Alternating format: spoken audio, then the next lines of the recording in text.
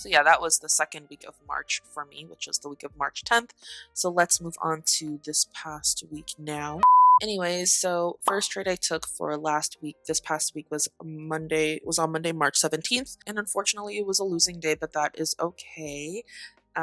Because it wasn't too bad. So as you can see, we had higher low, higher high structure forming here on, you know what, let me do the bar replay. It's easier because I can go between the different time frames and not lose where I am. So yeah, we had higher low, higher high structure here, and I had drawn out this this zone here because of this rejection, this top wick that we can see on the 15-minute, the 30-minute. Can we see it on the 1 hour? We can see it on the 1 hour. So, oops. So this was a zone for sure. Some sort of zone that price rejected off of and pushed down from like the Sunday night. Well, technically Friday. Mind you, I did not trade the 14th of March, which was the Friday of last week. So I just traded Monday, Tuesday, Wednesday, Thursday of the previous week. And then I also did the same this week, Monday, Tuesday, Wednesday, Thursday. And yeah, so we have the zone mapped out. Price initially rejected off of it, but gained momentum on the Monday to push above it and pull back to retest it for sure. You know, we have the higher low, higher high structure breaking above it. But then we have just this very strong push to the downside. And honestly, I just feel like with everything happening in the news, I'm not even too shocked at like these very strong pushes. But as you can see, I entered a short, which I shouldn't have because price did not break the previous this previous higher low, so it just came down to retest it to essentially create a demand. And yeah, so for me to have taken a short was very risky, and I ended up losing $221 on this trade, but it's okay. It is what it is. At least we got out. That trade was actually around 536, and then I did end up waiting about 20 minutes and re-entering another short because price failed to push up, as you can see here. Price failed to push up from here, so it didn't really do what I thought it wanted to do.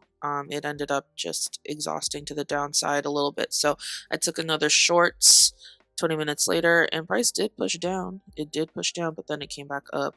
And then technically speaking, it started creating lower high, lower low structure. So we have higher low, high, and then lower high, lower low, like the break of this area.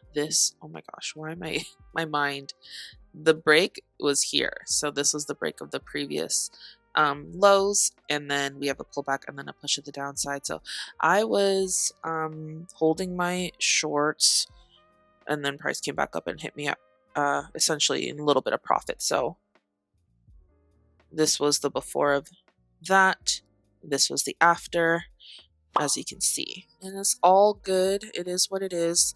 So that was a whatever type of Monday. And Tuesday I actually ended up taking a short pretty early in the morning, which would have been a really good trade, to be honest. It would have been a really good trade if I didn't get stopped out. As you can see, so 1 a.m. the day before the Monday, price actually just shot straight up. So I'm assuming y'all president said something, and then overnight during Asian London session, it just ended up correcting itself. And so I was just waiting. I just opened up the charts just to look. I wasn't expecting to take a trade because my trading time is 10 a.m. and 12 p.m. But I saw price breaking the zone that I had drawn out from the day before that was tapping. And so I took a short, and this was the before and this was the after. It did push down, but I did put my stop loss at break even pretty quickly. And so yeah, it was just a break even type of trade. I made like 14 bucks on it, whatever. And then as you can see, we just completely melted, and I was just like, cool, because if the stop loss was just here, if the stop loss was not moved to break even, if it just was above this zone, we would have caught a huge drop, like a huge drop. 200-point drop. So yeah, second setup for the day was at 7:15 p.m. Still very, very bearish. The market price action was clearly very bearish that day. Held a bit of drawdown, but price ended up pushing down, and stopping me out in profit. So that was cool. That was $213. I was up for the day, and this was the before. This was the after. Just a bit of sideways movement, which makes sense because there was such a strong drop. Obviously, we're gonna kind of move sideways, gather a little bit of liquidity before price wants to do anything further. Did take a third entry. Didn't really have to. I mean, I made $200 for the day, and I mean, it didn't take me much time. So yeah, I took a third entry just because I just had a feeling that price was going to break out of this range, this liquidity. But I would technically kind of consider this over trading. This was around 11:41 in the morning that I took this trade, and we did catch a couple of points, but ultimately was stopped out at break even-ish. So yeah, ended up with $237 for the Tuesday, which was an amazing day. We praise God for it. Moving on to the Wednesday, which was the 19th of March, we had very sideways movement to start off the New York session, and then New York Stock Exchange Open came with a bit of liquidity to the downside, and then a retracement correction, I guess, if you will. I didn't really have a bias at that point. I just wanted to see what price would do. I had this zone mapped out, and I wanted to see if price was going to break it to the upside or stay rejecting it to the downside. But as you can see, price broke to the upside, and I took some buys. Okay, we took some buys, honey. And I took this trade at 5:20 p.m. This was the before, this was the after. So it did push up pretty strongly, but then pulled back. I did stack a couple of trades at the worst time, as you can see right there. I entered more long positions with the anticipation that price was going to continue to push up, and it didn't end up doing that. It ended up actually pushing down right as I entered more positions. So yeah, we lost $109 on that trade. I did end up retesting my bias for a second time, taking longs at 10:38 a.m. with that pullback, and price ended up pushing a little down before it pushed a little up.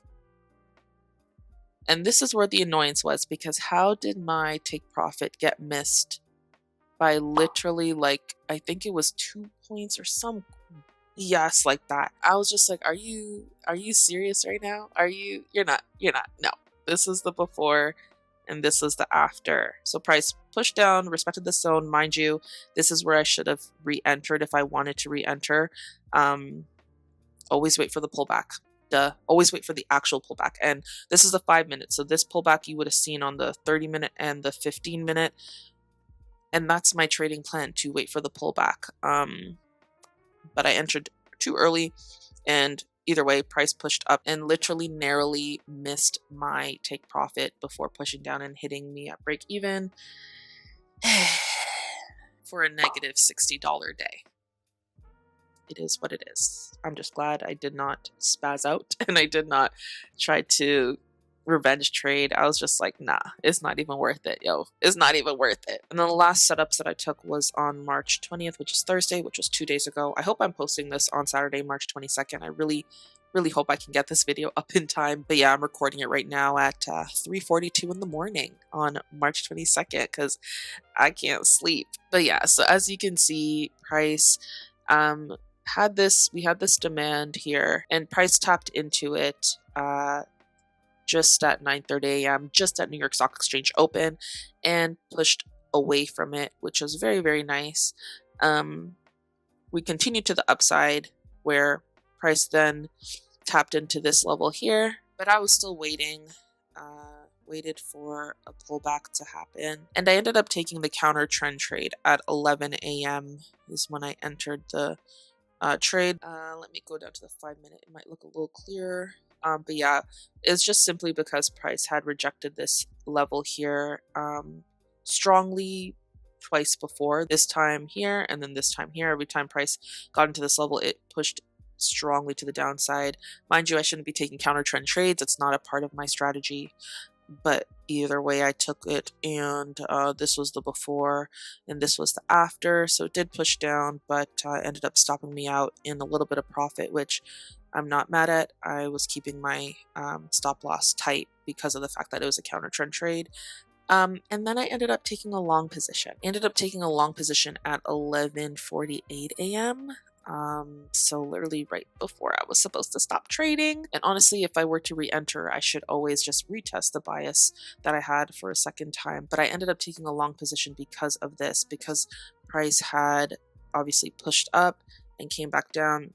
And then I drew out this demand here, and price started to push away from it. So I entered a long position thinking that price, was going to come back up to this level. But what did it do? No, honey, it dropped. It dropped. It dropped. And because of that, I was down $426 for the day. And so I immediately switched my bias back to shorts because it was clearly obvious that we were pushing down at this point. So I stacked a couple of trades at 12:06 p.m. and thankfully we melted to the downside. This was the before and this was the after for that trade. And yeah, we caught a good amount of points, and I was able to end off the day with $454 of profit despite the stupid loss that I took here. So this was over an $800 trade because for me to have made $454 in the day, I would have recovered the negative 450 whatever dollars and then made profit from here. So yeah, it would have been nice to have made $800 because this was like what, a 20-minute trade. It wasn't, yeah, it was like a 20-minute trade. It would have been really nice to make $800 in 20 minutes, but that is a lesson learned on my side to not second guess my judgment. Yes, it was a counter trend trade, but we had confluences. Either way, really, I should have stopped trading after this first trade, but it's okay. We move. Next week is a new week, and I'm really hoping and praying that you guys had a great week and that next week is going to be even better, and I pray for that for myself as well. I think I made less mistakes these last 2 weeks than I made in the prior videos. So pat myself on the back for that. Still a lot of things to still work on. And that's okay. And that's okay. That's what makes trading enjoyable. The trading journey enjoyable is to just learn from your mistakes. And so I'm going to be back testing for the rest of the weekend, reviewing my trades a little bit more, making some notes, and preparing my mindset for the new week. But yeah, thank you guys so much for watching this video. I love being transparent with you guys. I love just talking to you guys because I know you don't judge, and I really appreciate you for not judging me. We are the same. We are friends, okay? We are in this together. So thank you guys so much for watching. I appreciate each and every one of you watching. Yes, you beautiful people. And until the next video, have an absolutely magnificent, exceptional, flourishing, fabulous, fantastic day, week, and life.